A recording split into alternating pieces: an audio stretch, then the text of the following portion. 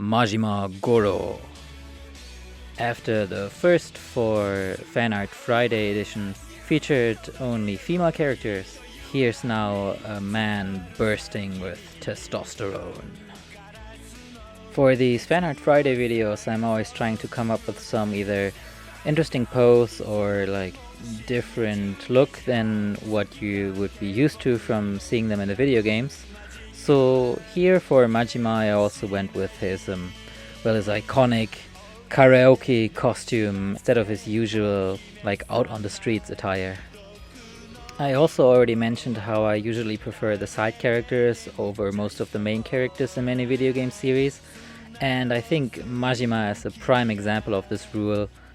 But then again, Majima is pretty certainly the most popular character throughout the entire series, so he's a bit more than just a lesser side character. But yeah, what can I say about the Yakuza series in general? I'm kinda glad that it managed to step out of the shadows finally. The series actually started on the PS2, and while there's always been a devoted fan base, but I would say it took until Yakuza 0 on the PS4 for the series to really become, well, let's say mainstream popular. But I think it was a good thing that the series remained kind of in the shadows for such a long time, as this made it possible for the Yakuza franchise to kinda establish its own personality instead of having to, adhere to other mainstream games in terms of gameplay, story writing, presentation, style, and so on. It's really this absolute over-the-top seriousness of the characters and the story in general, paired with the complete ridiculousness of most of the side quests that give the Yakuza series its charm and uniqueness. At least to me, these games really feel like projects where a lot of people were able to really just do whatever they wanted and had a lot of freedom in terms of writing for each of the individual side quests, as well as other mini games and gameplay features. And while there certainly is a lot of really cool epicness going on in these games, they never quite feel like so many other, let's say, AAA games. They don't have the need to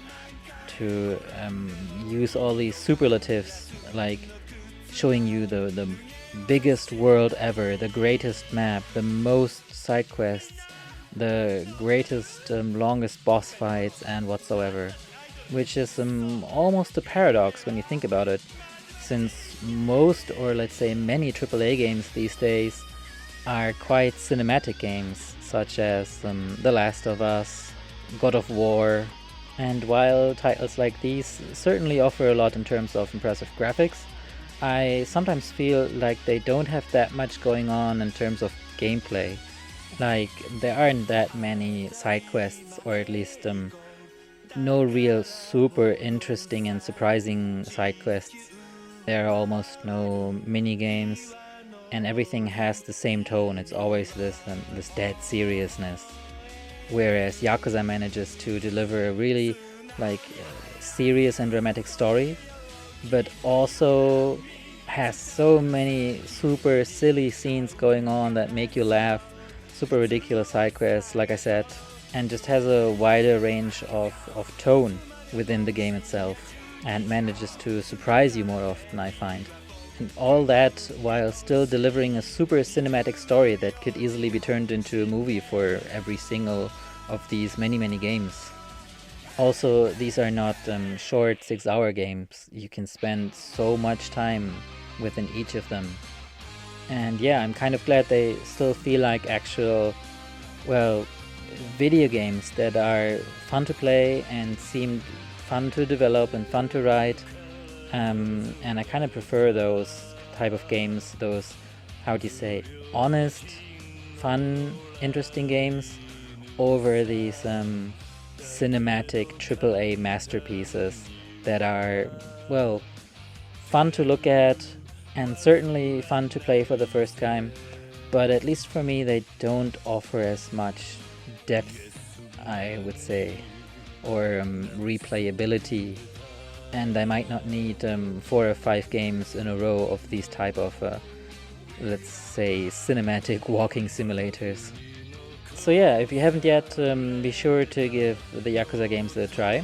The remastered versions of the older PS2 and PS3 games are definitely still worth checking out. But you might just as well jump in with Yakuza 7 Ryuga Gotoko, or maybe even with the newly released Yakuza Ishin that finally made its way to the West as well now, due to its expanding success. And if you do, I'm sure you will also get to love Goro Majima, like I and most other people do. So that's it for this time.